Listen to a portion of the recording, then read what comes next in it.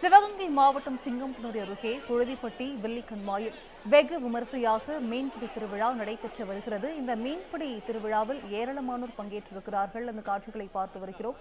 இது குறித்தான முழு விவரங்களையும் செய்தியாளர் பாபு சரவணன் வழங்கிட கேட்கலாம். பாபு சரவணன், வணக்கம்.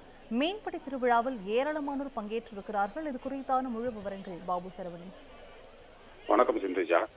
சிவகங்கை மாவட்டம் சிங்கமனூர் அருகே புழுதிப்பட்டி இருக்கு. இந்த புழுதிப்பட்டி கிராமத்துல வில்லிக்கம்மாய், இந்த வில்லிக்கம்மாயில விவசாய பணிகள் முடிஞ்சதுக்கு அப்புறம் கம்மாயில் தண்ணீர் வற்றியவுடன் அந்த கம்மாயில் விடப்பட்ட மீன்களை பிடிப்பதுதான் மீன்பிடி திருவிழா. இந்த மீன்பிடி திருவிழா நடத்தினால் விவசாயம் செழிக்கும் என்பது அப்பகுதி மக்களின் நம்பிக்கையாக உள்ளது.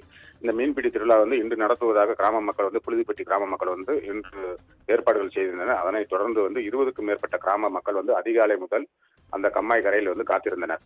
மீன் பிடிப்பதற்கான அனுமதி கிடைத்தவுடன் ஊத்தாக்கூடை, கச்சா, அரிவலை போன்ற மீன்பிடி உபகரணங்களை கொண்டு கிராம மக்கள், பெண்கள், குழந்தைகள், இளைஞர்கள் என அனைவரும் 1000க்கும் மேற்பட்டோர் இந்த கம்மாயில் உள்ளே இறங்கி மீன் பிடிக்க தொடங்கினர். இந்த மீன்பிடி திருவிழாவில் விரால், கட்லா, ஜிலேபி, ஐரை போன்ற மீன்கள் ஏராளமான மீன்கள் கிராம மக்களுக்கு கிடைத்தது.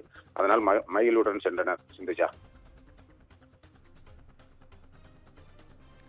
விவரங்களை வழங்கியமைக்கு நன்றி பாபு சரவணன்.